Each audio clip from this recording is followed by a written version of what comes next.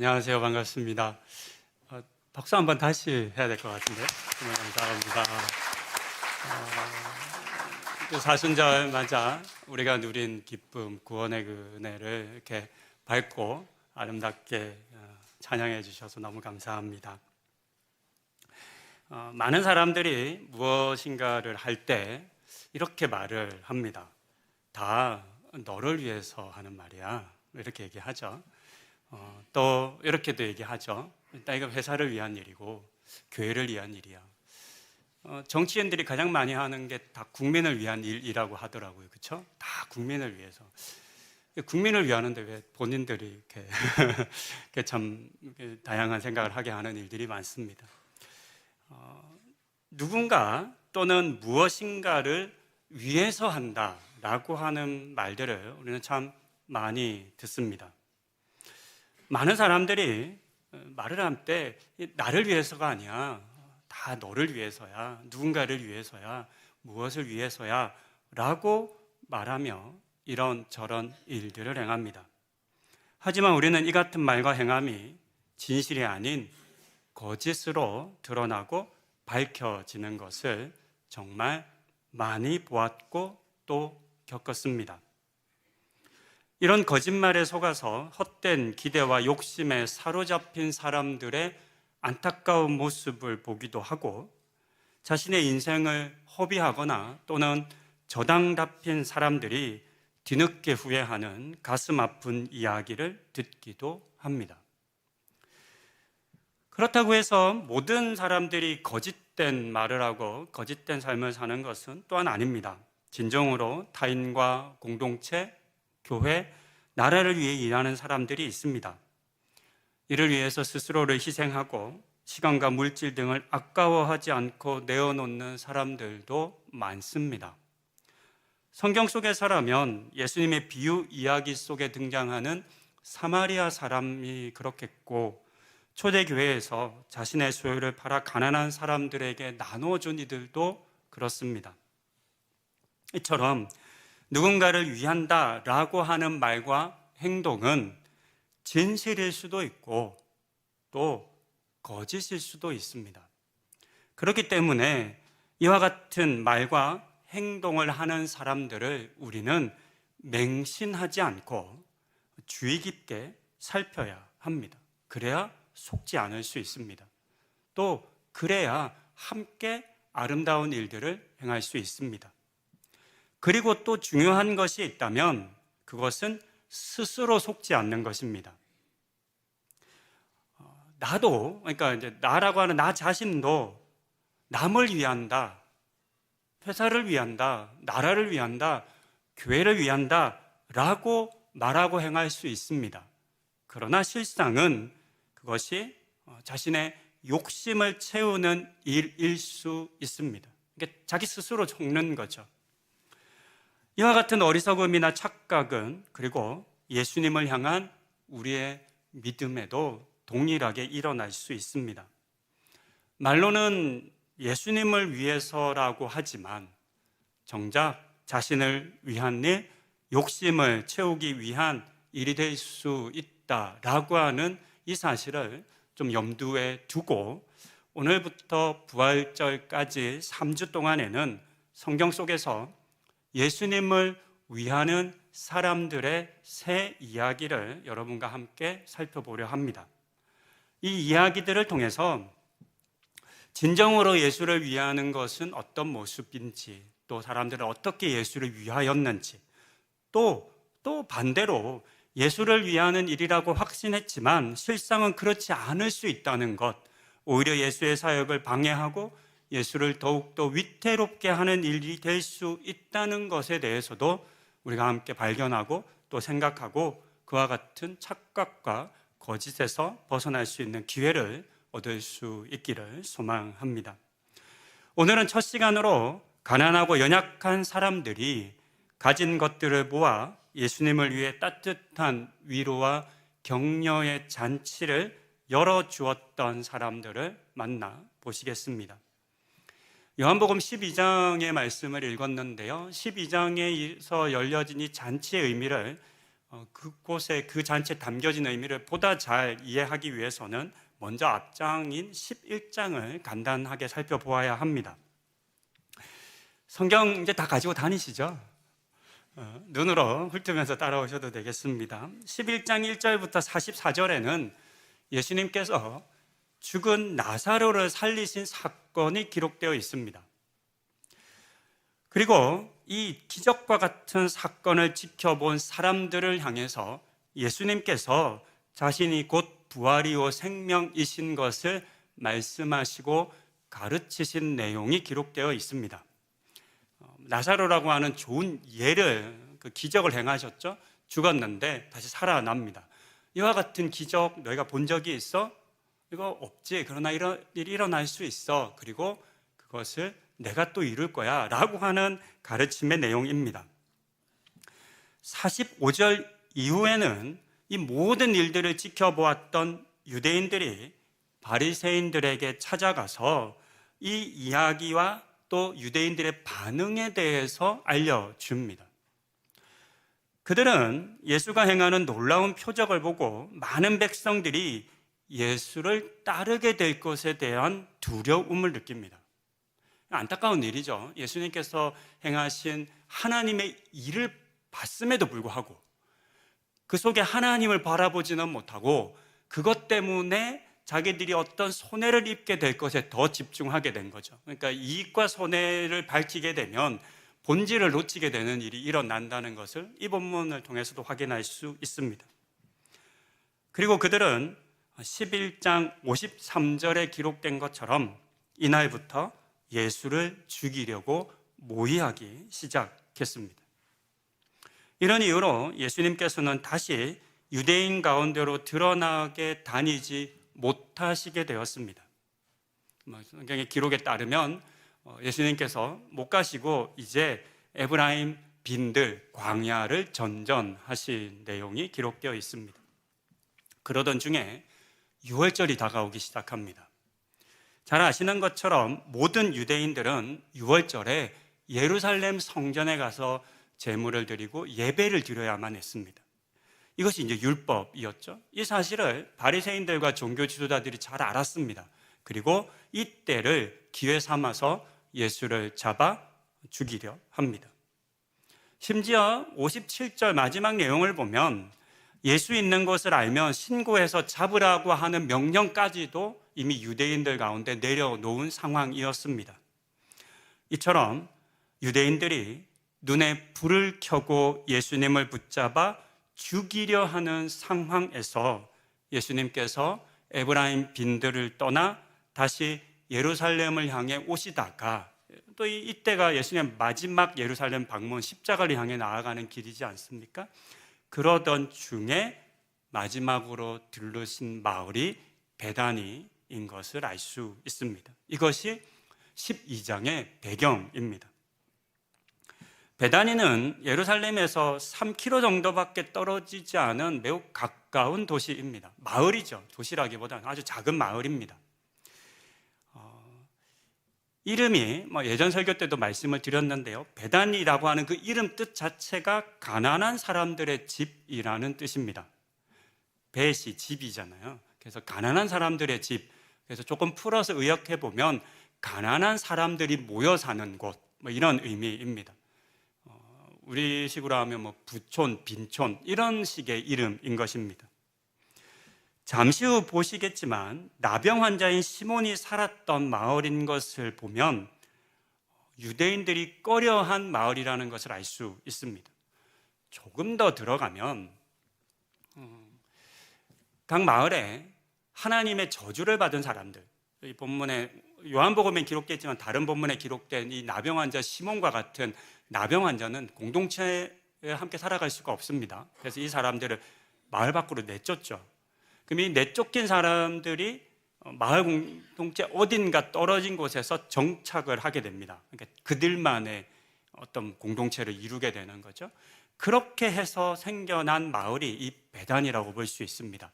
버려진 사람들, 배척받는 사람들, 오갈 데 없는 사람들로 만들어진 마을이라고 할 수 있습니다. 예루살렘으로부터 버려진 사람들의 마을인 거죠. 베다니의 분위기는 11장에서 우리가 본 것과 같이 예수님을 붙잡고 죽이려 하는 예루살렘과 다른 지역의 분위기와는 좀 많이 달랐습니다. 예수를 보면 당장 고발하라고 하는 이 사실을 알았음에도 불구하고 이 베다니의 마을 사람들은 2절에 기록된 것처럼 예수님을 위한 잔치를 준비했습니다. 11장을 통해서 예수님께서 처하신 상황이 어떠했는지 이미 보았습니다. 유대인들에게 발각되어 체포되는 것을 피하여 빈들, 즉 광야를 전전하셨습니다. 이렇게 빈들을 전전하던 예수님과 제자들이 잘 먹고 잘 쉬고 잘 잤을까요? 그렇지는 않았을 겁니다. 많이 지쳤을 겁니다. 피곤했을 겁니다. 예루살렘으로 올라가는 이 여정 또한 긴장 가득한 상태였을 것입니다. 그렇게 지친 예수님과 제자들이 베다니에 도착했을 때 그들을 기다린 것은 고발하는 그런 시선이 아니라 따뜻한 눈빛과 또 정성껏 차려진 음식, 잔치의 상이었습니다. 가난한 마을의 사람들이 준비한 그런 잔치상이니까 부잣집 귀족들이 준비한 상다리가 부러질 정도의 진수성찬은 아니었을 것 같습니다. 그럼에도 불구하고 이 잔치상은 예수님과 제자들의 지친 몸과 마음을 위로하고 또 격려하기에 조금도 부족하지 않았을 것입니다. 그렇게 십자가 죽음을 향해 나아가는 예수님을 위한 위로와 격려의 잔치가 이 베다니에서 마련되어 있었습니다. 그렇다면 이 잔치는 누가 준비한 것일까요? 누가 예수님을 위해 도망자, 그렇죠? 체포 명령이 내려진 어쩌면 죄수와 같은 이 예수를 위한 잔치를 준비한 것일까요? 이제 예수를 위한 잔치를 준비한 사람들을 함께 만나 보시겠습니다. 첫 사람은 잔치집을 제공해 준 시몬이라는 사람입니다. 잔치가 벌어진 장소는 요한복음 본문에는 기록되어 있지 않는데요. 같은 사건을 기록하고 있는 마태복음과 마가복음을 보면 기록이 되어 있습니다. 마가복음 14장 3절입니다. 예수께서 베다니 나병 환자 시몬의 집에서 식사하실 때에 한 여자가 매우 값진 향유 곧 순전한 나드 한 옥합을 가지고 와서 그 옥합을 깨뜨려 예수의 머리에 부으니, 기록된 것처럼 나병 환자 시몬의 집이 잔치가 열린 곳이었습니다. 그런데 이 문장은 쉽게 지나갈 수가 없는, 지나쳐서는 안 되는 문장입니다. 왜냐하면 나병 환자는 만날 수 없는 사람, 만나서는 안 되는 사람이었기 때문입니다. 나병은 유대교에서 하나님의 저주로 여겨진 병이었습니다. 나병 환자가 직접 만지는 것뿐만 아니라 나병 환자가 만진 것을 만져도 저주를 받았죠. 그래서 그렇게 된 사람은 일주일 동안 마을 밖으로 나가서 정결하는 시간을 거친 다음에 제사장에게 가서 제물을 드리고 자신의 그 깨끗해짐을 확인한 다음에 공동체로 돌아올 수 있었습니다. 그러니까 사람을 부정하게 만드는 병이었습니다. 그래서 모든 사람들은 나병 환자를 피했죠. 그리고 단순히 피한 것이 아니라 마을이나 공동체 밖으로 나병 환자들을 내쫓았습니다.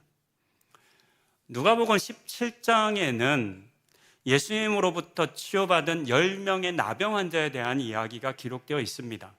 내용을 보면 나병 환자가 있는데 예수님께 치유해 주셨는데 다 제사장에게 보이러 가던 중에 치유받았는데 그 중에 한 사람만 돌아와서 예수님께 감사를 표현한 그런 내용입니다. 그 17장의 내용을 간단히 좀 살펴보면 나병 환자들이 어떻게 사람으로부터 분리되어 있는지를 확인할 수 있습니다. 누가복음 17장 12절과 13절입니다. 한 마을에 들어가시니 나병 환자 10명이 예수를 만나 멀리 서서 소리를 높여 이르되 예수 선생이여 우리를 불쌍히 여기소서. 보통 예수님께 치유의 은혜를 받는 사람들을 보면 다 예수님 가까이에 다가옵니다. 그래서 예수님이 얼굴을 보기도 하고 몸을 만지기도 하죠. 그런데 이 본문에 치유된 이 나병 환자의 모습을 보면 예수님인 것을 알았는데 가까이 다가가지 못합니다. 멀리 서서 소리를 높여. 저는 이제 이렇게 이런 본문들을 읽을 때 해석을 합니다. 어느 정도 멀리일까요? 상상을 해봐야 되잖아요. 제가 항상 설교할 때 상상한다고 말씀을 드렸잖아요. 이 누가복음 17장에서 10명의 나병 환자들이 예수님에게 저희 좀 고쳐주세요, 낫게 해주세요, 제발 좀 저희 좀 구원해 주세요라고 말할 때 어느 정도 멀리였을까? 저는 10명이 여기 보면 소리를 높여잖아요. 저는 이렇게 해석해요. 악을 써서 이렇게 해석을 하는 겁니다. 그만큼 멀었다는 거죠. 이것은 그 당시 나병 환자들의 유대인들과 타인과의 그 거리감을 의미합니다. 그렇게 멀리 떨어져 있었어요. 그런데 놀랍게도 본문 속 나병 환자 시몬은 예수님과 그 제자들을 집으로 초대합니다. 이 시몬도 놀랍지만 이 초대에 응한 예수님도 참 놀라운 분이신 거죠. 왜냐하면 보통의 유대인들이라면 절대로 이 초대에 응할 수 없는 그런 초대임에도 불구하고 예수님은 아무런 주저함 없이 이 나병 환자 시몬의 집에 들어갑니다. 이 놀라운 이야기가 또 누구에게 나오는지 아세요? 나중에 사도행전에 가면 베드로가 누구 집에 가죠? 무두장이 시몬의 집에 갑니다. 무두장이 누구예요? 뭐 하는 사람이에요? 우리로 말하면 망나니, 그 사형을 집행하는 사람, 가죽을 만지는 사람, 시체를 만지는 사람. 그러니까 그와 같은 사회적 거리. 그래서 그 베드로의 이야기에도 보면 그 무두장이가 마을에 있지 못하고 한적한 곳에 떨어져 있거든요. 그래서 그곳에서 자기를 향해 찾아오는 사람들을 만나는 그런 이야기가 기록이 됩니다. 이처럼 가까이 가지 못하는 사람들입니다. 집을 열어주는 것이 아마 시몬이 할 수 있는 전부였을 것이라고 생각합니다. 나병 환자가 음식을 준비하지는 못했을 겁니다. 또 예수님을 비롯한 12명의 제자들을 먹일 만큼의 음식을 나병 환자 시몬 혼자서 할 수 있는 일은 아니었겠죠. 그러니까 예수님을 위한 잔치를 열고 싶으나 이 시몬이 할 수 있는 일은 음식을 준비하고 뭔가를 할 수 있는 것은 아니라는 거죠. 겨우 자기 집을 내어줄 수 있는 것뿐이었습니다. 그러나 그것이라도 하기를 원했던 마음이었겠죠. 이런 간절한 마음으로 자신의 집을 내어준 것입니다. 그렇게 나병 환자 시몬은 자신의 집을 내어줌으로 예수님을 위했고 예수님을 위한 잔치를 준비했습니다. 그런데 집이 있으면 잔치가 되나요? 아닙니다. 잔치는 그 잔치를 하는 걸 채워야 해요. 집 장소 잡는 건 모든 일의 시작일 뿐입니다. 이제 잔치가 준비되기 시작한 것이죠. 누가 그렇다면 그 잔치의 상을 채웠을까요? 두 번째 잔치를 준비한 사람은 마르다입니다. 우리는 마르다에 대해서 주로 누가복음 10장의 이야기를 잘 알고 있습니다. 예수님과 제자들을 초대해서 음식을 준비하는데 일이 너무 많은데 동생 마리아는 예수님 발치에 앉아서 말씀만 듣고 있으니까 화가 난 거죠. 그래서 예수님 찾아가서 제발 좀 마리아 좀 나와서 나 좀 도와주라 이야기하십시오. 뭐 이렇게 이제 예수님에게 원망하는 그런 마르다를 우리가 잘 알고 있습니다. 그녀는 너무 많은 음식을 준비하다가 일에 지치고 근심하고 염려하는 사람으로 보통 우리가 알고 있습니다. 그리고 오늘의 본문에서도 또 이 마르다는 밥을 준비하고 있네요. 사실 성경에서 마르다가 등장하는 장면을 유심히 보면 똑같은 것을 하나 알 수 있습니다. 그녀는 항상 밥을 준비하는 사람이에요. 항상 밥하는 여자로 등장합니다. 일하는 사람으로만 등장해서 별로 중요하지 않은 사람인 것처럼 여겨지기도 하고 또 동생 마리아와 비교해서 영적인 것에 별로 관심 없는 사람으로 취급되기도 합니다. 하지만 그녀는 그렇게 가볍게 여겨질 만한 사람은 절대 아닙니다. 그런 대우를 받아야 할 사람이 아닌 거죠. 그녀는 따뜻한 음식을 준비해서 대접하는 것으로 사람들을, 타인을 위하는 사람이었습니다. 그것이 그녀가 가장 잘 할 수 있는 일이었을 것입니다. 그리고 누군가 맛있게 잘 먹는 것을 볼 때 가장 큰 기쁨을 느끼는 사람이죠. 이런 분들이 교회 참 많으시면 좋겠어요. 그런데 있으십니다. 우리 성도님들도 참 많이 있으세요. 잘 대접하고 저희 교역자들뿐만 아니라 다른 성도님들, 힘들고 어려운 분들 초대해서 잘 준비한 밥 한 끼 대접하고 그것을 통해서 도닥여주고 또 격려해주는 그런 일들 잘하시는 분들 있죠. 마르다가 딱 그 같은 사람이었던 거죠. 그렇게 그녀는 한 끼 식사를 준비하고 있습니다. 잔치에 차려질 음식을 준비한 거죠. 물론 마르다 혼자 한 건 아닐 겁니다. 마을에 있는 다른 여인들과 함께 했을 겁니다. 그렇다면 마르다가 해주었던 이 따뜻한 한 끼의 식사는 예수님에게 또 제자들에게 얼마나 큰 위로가 됐을까요? 그녀가 해주는 밥은 유대인들을 피하며 쌓였던 모든 피로를 풀어 주었을 것입니다. 다시 예루살렘으로 갈 수 있도록 힘을 북돋아 주었을 것입니다. 사실 우리도 그렇지 않나요?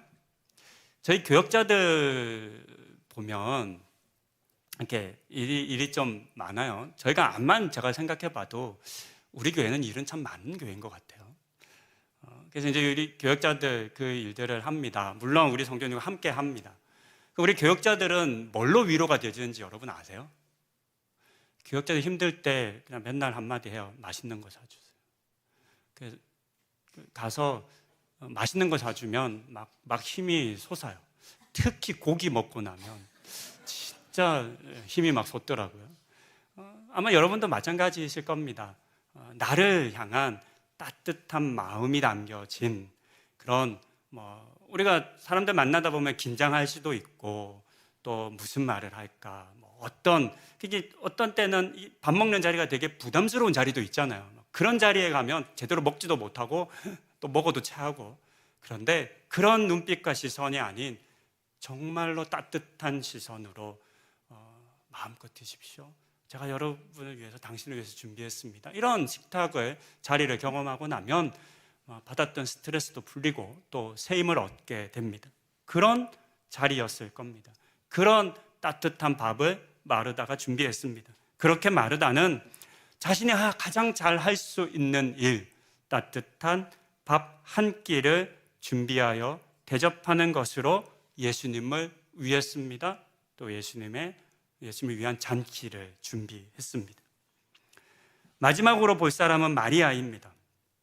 그녀는 노동자의 1년 연봉에 해당하는 비싼 향유를 부은 것으로 말미암아 오히려 비난받은 사람이었습니다.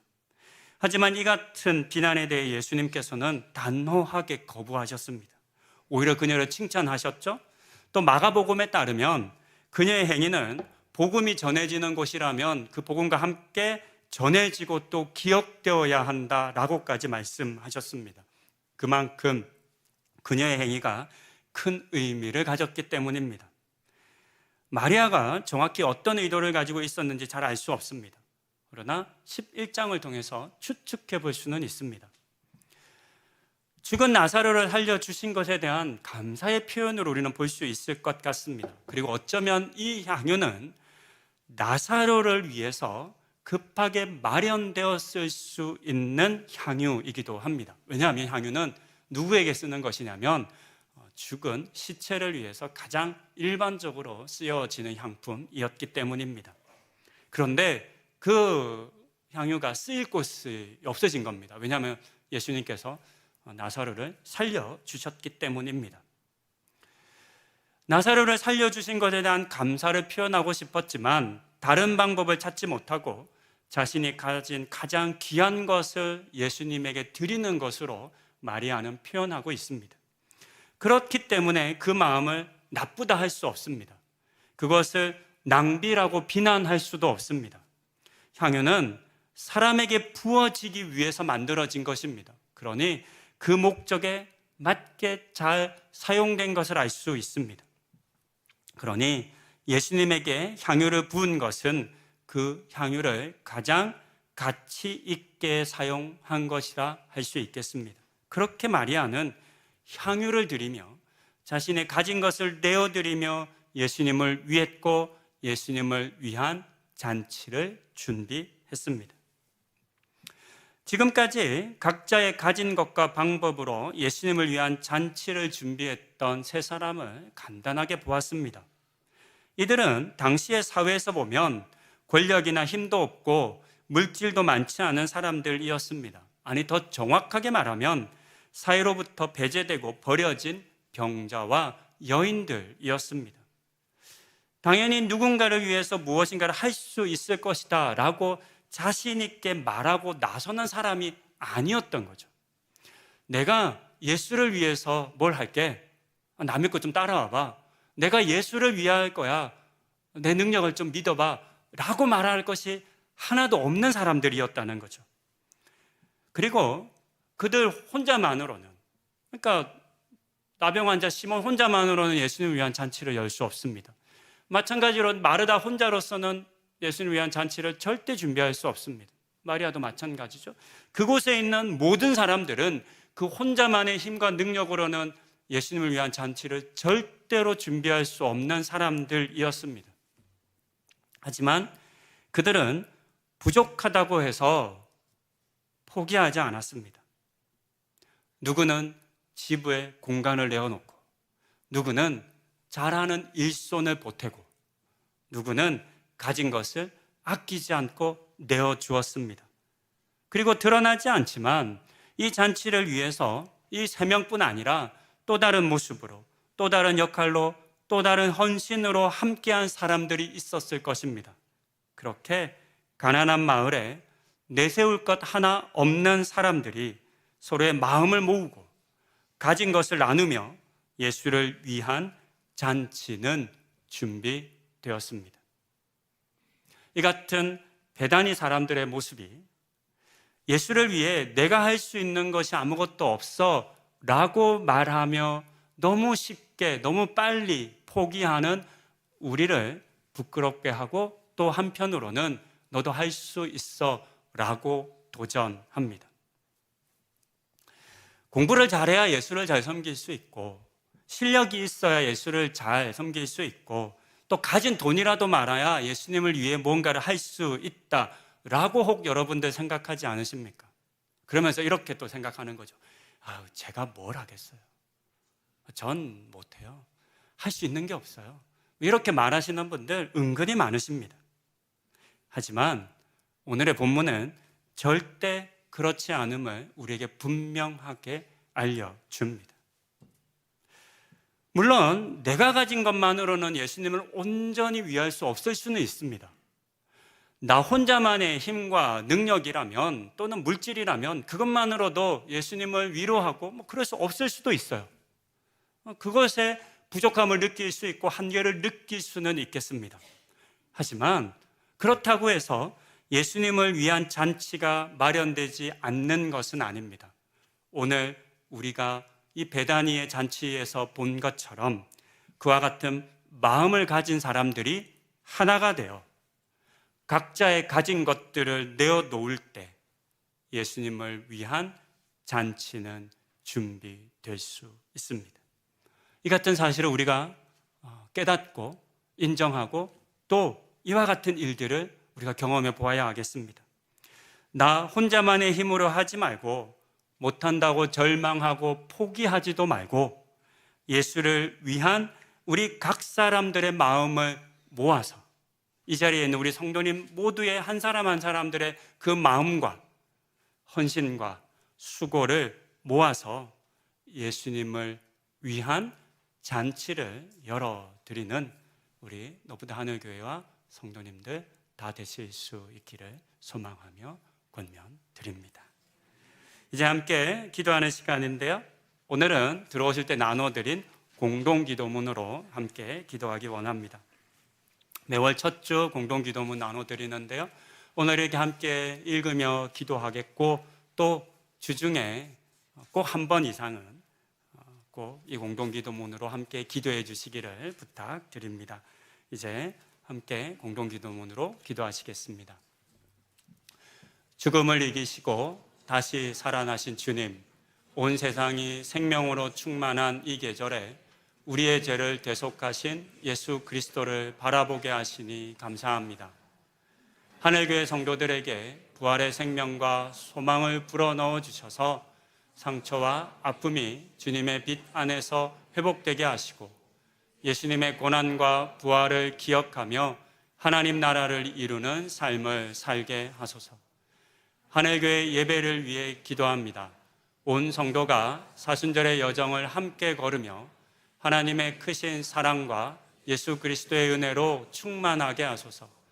종려주일과 고난주간을 지나며 우리 자신을 돌아보고 예수 그리스도의 고난을 깊이 묵상하게 하소서.